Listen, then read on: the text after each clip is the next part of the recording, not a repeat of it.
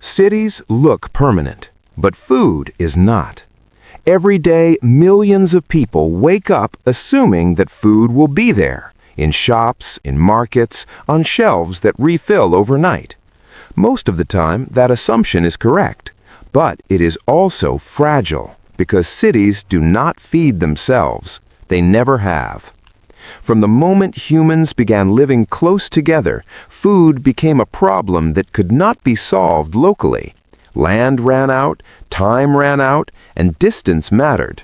And yet, cities kept growing, not because food was abundant, but because systems were built to move it. What keeps a city alive is not its buildings, its roads, or its skyline. It is the invisible machinery that brings calories in every single day, without pause. If that machinery stops, the city does not slowly adapt, it fails quickly. Most cities carry only days of food at any given time. Not months, not weeks, but days. That means the survival of millions depends on systems they never see and on decisions made far from where they live. For most of history, this reality was understood intuitively. People knew where food came from and they saw it arrive. But modern cities changed that relationship. Food became distant, abstract, and managed. As cities grew larger, feeding them stopped being an agricultural challenge and became a logistical one. The question was no longer whether enough food could be grown. It became whether it could be moved fast enough, reliably enough, and cheaply enough to keep pace with demand. That question shaped roads, ports, storage, labor, and time itself. It created a system that works remarkably well, until it doesn't. Because feeding a city is not a single system, it is a chain, and chains fail at their weakest point. This is not a story about hunger. It is a story about coordination, about scale, and about how the modern city survives on a daily promise that tomorrow's food will arrive on time. That promise began to matter the moment cities outgrew the land around them and food had to start moving. The first cities were built close to food. Fields surrounded them and farms were never far away. As long as cities stayed small, this worked. People walked to their crops, animals were raised nearby, food moved slowly, but it didn't have to move far. That balance broke the moment cities grew beyond their land. As populations increased, the space needed to feed everyone expanded faster than the city itself. Fields were pushed outward, travel took longer, fresh food spoiled before it arrived. And suddenly, feeding a city was no longer about growing food, it was about transporting it. At first, the solution was simple. Food moved on foot, on carts, and on animals. It followed rivers when possible. Waterways were faster, cheaper, and more reliable than land. Cities that sat near rivers or coasts had a decisive advantage. Those that didn't faced constant pressure. But even rivers had limits. Seasonal floods disrupted supply. Droughts reduced capacity. Weather dictated timing. And as cities continued to grow, these natural systems could no longer keep up on their own. This forced cities to make a critical shift. They stopped depending on proximity and started depending on coordination. Food began to move according to schedules, routes, and storage plans. Markets were no longer just places of exchange, they became points of synchronization. Arrival times mattered, quantities mattered, losses had to be anticipated. For the first time, feeding a city required planning beyond the harvest itself. Storage became essential. Grain could be dried, root vegetables could be kept longer. Preserving food was no longer a household task, it became a citywide concern. Reserves smoothed shortages, but they also introduced new risks. Spoilage, theft, and miscalculation could be just as dangerous as scarcity. As distance increased, information became as important as transport. Knowing what was coming, when it would arrive, and how much was needed started to matter as much as the food itself. This was the moment food systems stopped being local. Cities began pulling food from regions they could not see, from farms their residents would never visit, using routes that had to work every day, not just in good seasons. The modern food system did not begin with machines, it began with distance, and with the realization that cities could survive only if food kept moving, regardless of what happened in between. Distance created another problem: time. The farther food traveled, the more unpredictable it became. Delays meant spoilage. Early arrivals meant waste.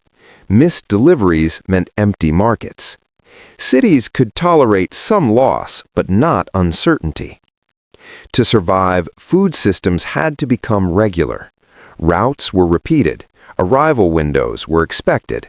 Markets began to operate on rhythms rather than reactions. Food stopped moving only when it was ready.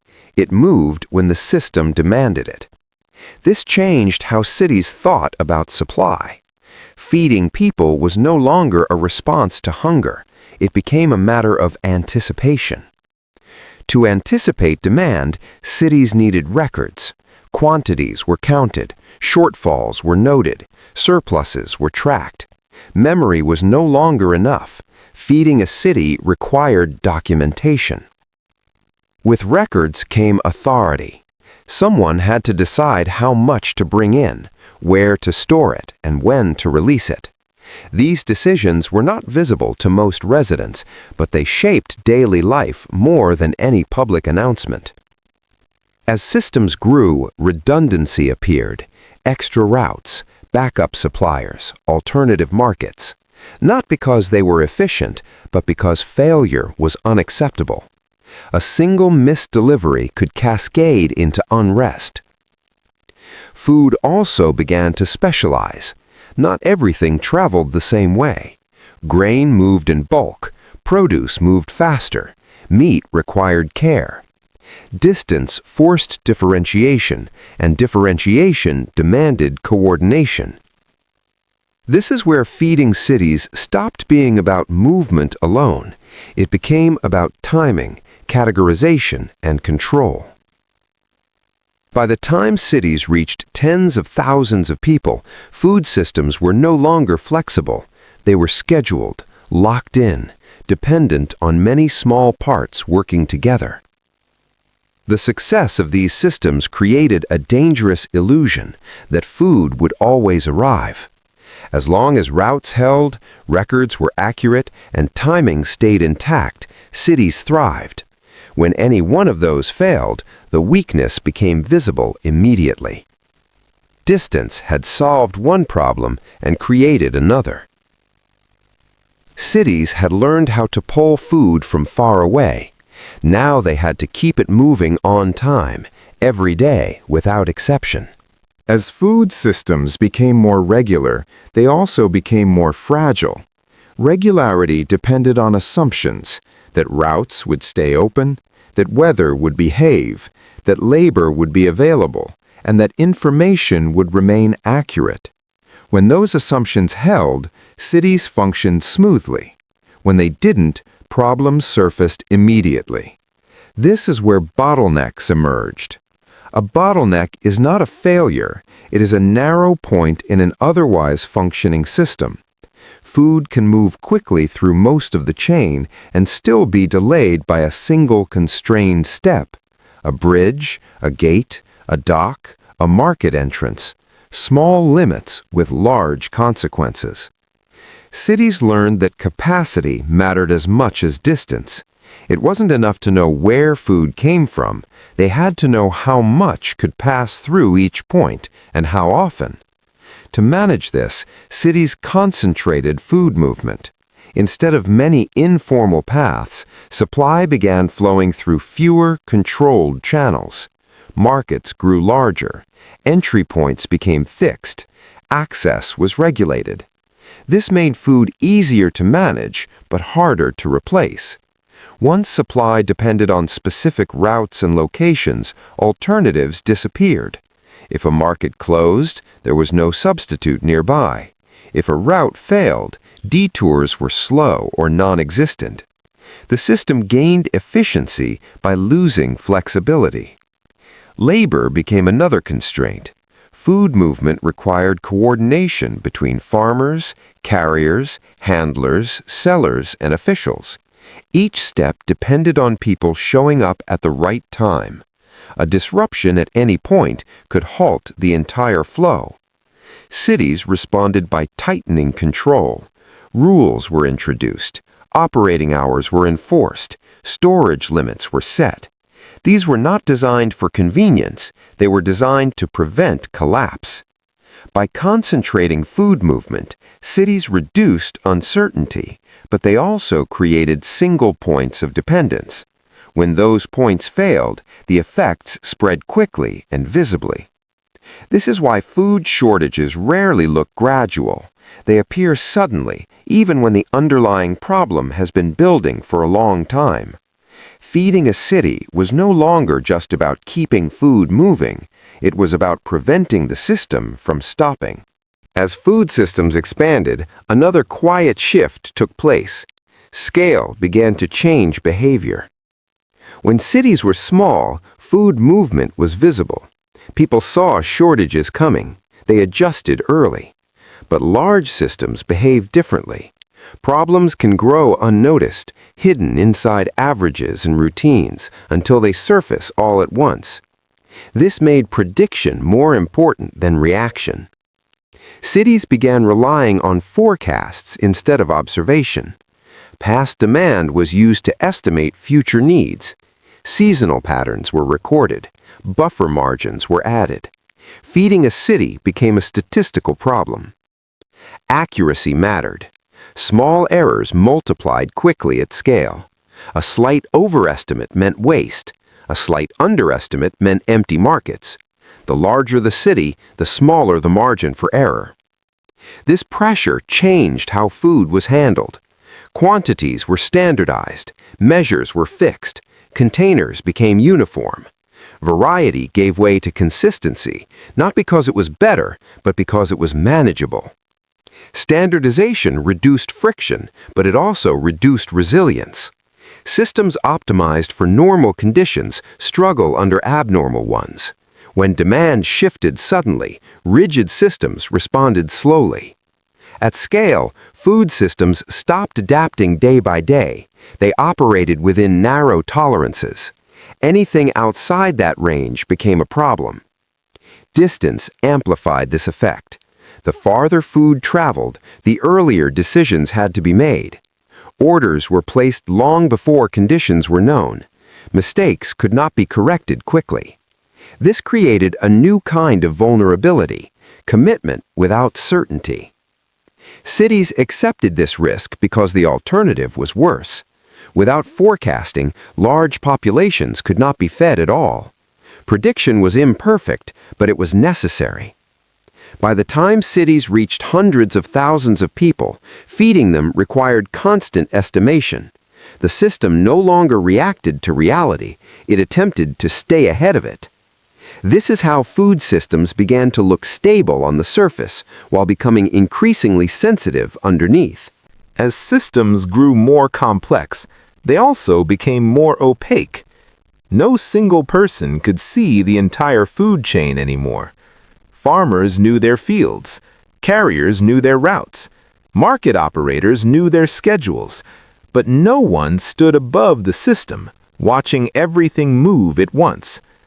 This fragmentation created a new dependence, trust in the system itself.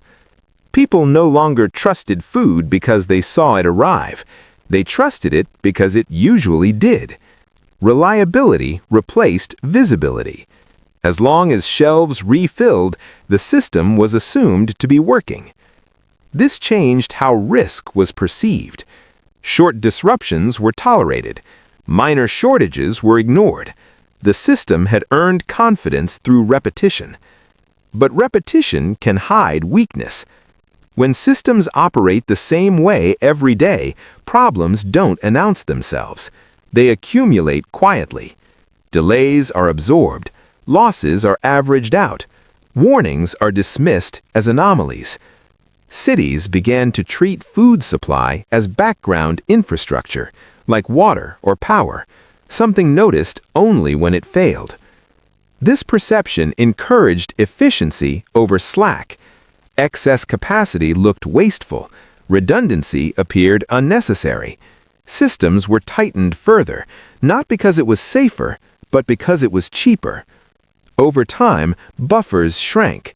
Storage was minimized. Delivery windows narrowed. Labor was scheduled precisely.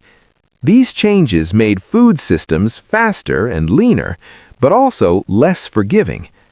A system built for reliability under normal conditions struggles under stress. When something unexpected occurs, there is little room to adapt. This is why modern food disruptions feel sudden. The system does not visibly weaken. It holds until it cannot. By the time shelves empty, the underlying problem has usually existed for days or weeks, but without visibility, the failure appears instant. Cities did not choose fragility deliberately. They traded it for efficiency, assuming stability would continue. For a long time, it did. When food systems are stretched, stress rarely appears where the food is grown. It appears where movement is concentrated. The most vulnerable points are not farms, they are hubs. Markets, warehouses, ports, rail terminals, and distribution centers are where thousands of decisions converge. These places compress time, space, and volume into narrow windows. When they work, food flows smoothly. When they slow, everything upstream and downstream feels it. At these hubs, delays compound quickly. A missed delivery forces rescheduling. Rescheduling pushes labor into overtime. Overtime raises costs. Higher costs reduce margins, and reduced margins increase pressure to move faster next time. This creates feedback loops. Under pressure, systems don't fail randomly. They fail predictably, at the points where flexibility has already been removed. A single late shipment can ripple across an entire network, not because the system is weak, but because it is tightly coupled. Tightly coupled systems move fast. They are efficient, but they have little tolerance for disruption. Cities tried to manage this risk by increasing throughput instead of slack. More trucks, faster unloading, longer operating hours. Capacity was expanded vertically, not horizontally. This kept food moving, but it also raised the stakes. The system became dependent on speed. Speed reduced buffers further. When everything must move quickly, there is no place for delay to hide. Small disruptions become immediately visible. At this stage, feeding a city depends less on abundance and more on synchronization. Food must arrive at the right place at the right time in the right sequence. Any deviation breaks the rhythm. This is why modern shortages often appear suddenly and simultaneously across many locations. The system doesn't degrade gradually, it snaps out of alignment. Cities experience this as surprise, but from inside the system, the outcome is logical. Food systems under constant pressure are not fragile because they are poorly designed. They are fragile because they are designed to move without stopping. To keep food moving at this scale, cities began to rely on something less visible than roads or warehouses: rules. Not laws in the political sense, but operational rules, procedures that defined who could move food, when, and under what conditions. These rules governed access, priority, and sequence. They turned movement into a controlled process. Rules reduced ambiguity. Drivers knew where to go. Markets knew when to open. Suppliers knew when deliveries would be accepted. Coordination replaced improvisation. But rules also narrowed options. When systems rely on procedures, exceptions become dangerous. Flexibility slows things down. Deviating from the plan introduces uncertainty, and uncertainty threatens flow. Over time, feeding a city became less about judgment and more about compliance. The system rewarded predictability. It penalized deviation. This is why disruptions often feel rigid from the outside. Routes cannot be changed quickly. Schedules cannot be adjusted easily. Food exists nearby, but cannot reach where it is needed because it is not in the system. Control improved efficiency, but it also created exclusion. Only food that met specifications could move freely. Only suppliers that fit schedules could participate. Informal solutions disappeared, replaced by formal processes that worked well until conditions changed. When those conditions did change, the system struggled to respond. Rules designed for stability resisted adaptation. The very mechanisms that made daily feeding possible slowed emergency response. Cities accepted this trade-off because it worked most of the time. Feeding millions every day requires consistency, and consistency requires constraint. By this point, food systems no longer resembled networks, they resembled machines. Precise, repetitive, reliable, and vulnerable when asked to do anything they were not designed to do. When systems are built to operate like machines, they perform best under expected conditions. They struggle when reality deviates, even slightly. Disruptions do not need to be dramatic. A labor shortage, a delayed shipment, a scheduling mismatch. Individually, these problems are manageable. Inside tightly controlled systems, they compound. This is where modern food systems reveal their limits. Food does not disappear when systems fail. Fields still grow crops. Warehouses still hold inventory. But without alignment, food becomes inaccessible. It exists, but it cannot arrive in the required form at the required time. This creates a paradox. Shortages appear in places where supply technically exists. Shelves empty not because food is gone, but because the system cannot deliver it correctly. Cities experience this as scarcity. Systems experience it as misalignment. The distinction matters. When scarcity is caused by lack, solutions focus on producing more. When scarcity is caused by coordination failure, production does nothing to solve the problem. As systems became more optimized, their tolerance for improvisation disappeared. There was no room for informal rerouting, no mechanism for local substitution. Everything depended on the machine restarting. Failure then became fast. Recovery became slow. Food systems can stop quickly. Restarting them takes time.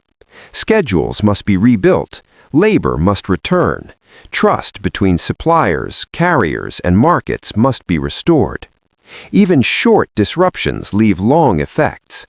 This asymmetry defines modern vulnerability. It explains why brief interruptions can echo for weeks and why normality takes time to return even after the original cause is resolved. Feeding a city is not a continuous act. It is a sequence of commitments, each dependent on the last. When one commitment breaks, the system pauses. And while it is paused, cities wait. When a food system stops, the damage is immediate. When it restarts, the recovery is uneven. Some parts of the system return quickly. Others lag behind. Transport resumes before labor stabilizes. Markets reopen before supply normalizes. Inventory exists, but it is not where it is needed yet. This creates a second disruption, quieter than the first. During recovery, cities often experience instability rather than relief. Prices fluctuate. Availability is inconsistent. Trust erodes. People adjust their behavior, buying more than they need, changing routines, responding to uncertainty rather than reality. These reactions amplify stress inside the system. Food systems are designed to handle predictable demand. They struggle with sudden shifts in behavior. When demand spikes unexpectedly, even briefly, it distorts forecasts and overwhelms distribution schedules. Recovery, then, is not simply about restoring movement, it is about restoring confidence. Confidence allows systems to settle. It reduces panic behavior. It brings demand back into alignment with supply. Without it, systems remain noisy and inefficient, even if physical infrastructure is intact. This is why the effects of disruption often outlast the disruption itself. The system must correct not only logistics, but expectations. At scale, expectations matter. When millions of people change behavior at once, even slightly, the system feels it immediately. Small individual decisions accumulate into large systemic pressure. Cities rarely see this connection. They experience recovery as something slow and uncertain. But from inside the system, recovery is a recalibration problem. The machinery must not only restart, it must return to rhythm. Until it does, food keeps moving, but not smoothly. Modern cities are more dependent on food systems than any before them. Earlier cities lived close to their limits. When food failed to arrive, the cause was usually visible: a bad harvest, a blocked road, a disrupted river. Today, the causes are harder to see and often far away. Distance has increased, scale has multiplied, and dependency has deepened. Most urban residents no longer interact with food systems directly. They do not see storage. They do not see routing decisions. They do not see timing pressures. What they experience is availability, not process. This separation changes expectations. Food is assumed to be constant. Choice is assumed to be unlimited. Absence feels abnormal, even when the system is under stress. This perception increases pressure on systems designed for consistency, not abundance. Modern food systems are extremely capable. They move vast quantities with remarkable precision, but they are also highly specific. They deliver what is planned, not what is improvised. This specificity reduces adaptability. When conditions shift outside expected ranges, systems respond slowly. Adjustments require recalculation, renegotiation, and coordination across many independent actors. No single decision can fix the problem. As cities grow larger, this coordination challenge increases. Feeding millions requires alignment across regions, industries, and time zones. The system works because most days are predictable, but predictability is not guaranteed. Modern cities do not store resilience in one place. It is distributed across routes, schedules, labor, and trust. When several of these weaken at once, the system feels fragile. Not because it is poorly designed, but because it is precisely designed. Feeding a modern city is a continuous act of balance between efficiency and slack, between planning and uncertainty, between movement and control. That balance holds until it is tested. One of the most powerful features of modern food systems is also the most misleading: abundance. Shelves are full, options are numerous, food appears immediate and interchangeable. This creates the impression that supply is effortless, that systems are flexible, and that shortages are anomalies rather than signals. But abundance is not the same as resilience. Abundance reflects successful coordination under normal conditions. It says little about how a system behaves when conditions change. A system can deliver thousands of products efficiently and still struggle to deliver essentials under stress. This illusion shapes behavior. When abundance is expected, even small disruptions feel alarming. Temporary gaps are interpreted as failures. Normal adjustments feel like breakdowns. Pressure rises quickly, not because the situation is severe, but because expectations are high. Modern food systems are sensitive to expectation. They are designed to meet stable demand with precision. When demand shifts emotionally rather than practically, systems misread signals, forecasts distort, distribution overcorrects, noise replaces rhythm. This is not irrational behavior, it is a natural response to uncertainty, but at scale it has consequences. The more abundant a system appears, the less visible its constraints become. Distance disappears, timing feels irrelevant. The chain that makes abundance possible fades from view, until something interrupts it. Then the system is suddenly judged by a standard it was never designed to meet: instant adaptation.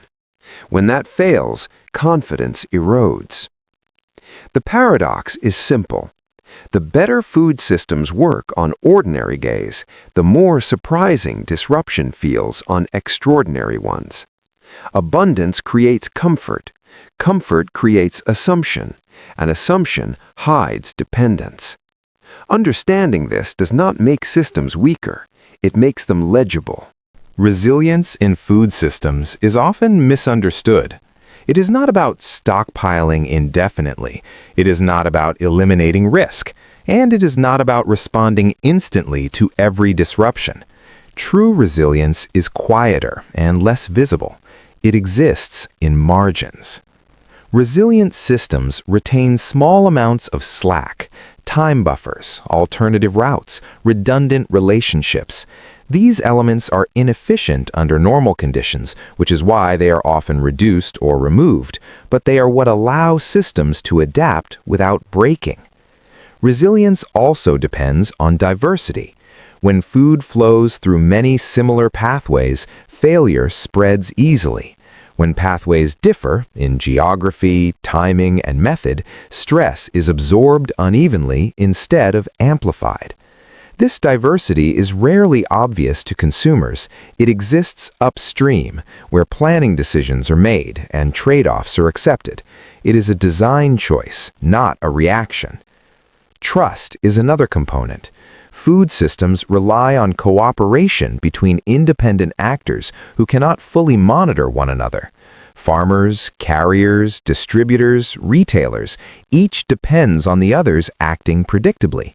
When trust erodes, systems slow. Verification replaces assumption. Friction increases. Rebuilding trust takes longer than restoring movement. Resilient systems acknowledge uncertainty. They do not assume perfect foresight. They plan for variation, error, and delay. This planning does not prevent disruption, but it limits its spread. Importantly, resilience is not centralized. No single warehouse, authority, or technology contains it. It is distributed across decisions made daily, often invisibly, by many participants responding to shared signals. This makes resilience difficult to measure and easy to underestimate. When systems appear calm, resilience looks unnecessary. When systems are stressed, it becomes obvious. Feeding a city is not just a logistical challenge, it is an ongoing negotiation between efficiency and tolerance. Resilience is what allows that negotiation to continue. Most of the time, feeding a city feels effortless. Food arrives quietly, shelves are stocked, meals appear on time. The systems behind them remain unnoticed, doing exactly what they were designed to do. This invisibility is not accidental. Well-functioning systems hide their complexity. They reduce friction. They make coordination feel natural. When they work, they disappear. But disappearance does not mean simplicity. Behind every ordinary meal is a sequence of commitments, decisions made hours, days, and weeks earlier, movements timed precisely, assumptions held by people who will never meet. Cities do not feed themselves. They are fed by motion. When motion slows, cities wait, not because food is gone, but because coordination has paused. The delay is rarely dramatic. It is quiet, incremental, felt before it is understood. This is why feeding cities has always been less about production than about organization, less about abundance than alignment, less about speed than rhythm. Over time, systems improved, distances grew, scale expanded, precision increased. The work became harder to see, but more necessary than ever. Modern cities depend on this quiet success. They rely on systems that must operate continuously, predictably, and calmly under conditions that are never fully stable. When those systems hold, life feels normal. When they strain, the dependence becomes visible. Not as catastrophe, but as pause. Understanding this does not require alarm. It requires attention. The systems that sustain cities are neither fragile nor invincible. They are negotiated, maintained, and adjusted every day. They work because countless people keep them in motion, and when they stop, even briefly, cities do what they have always done. They wait.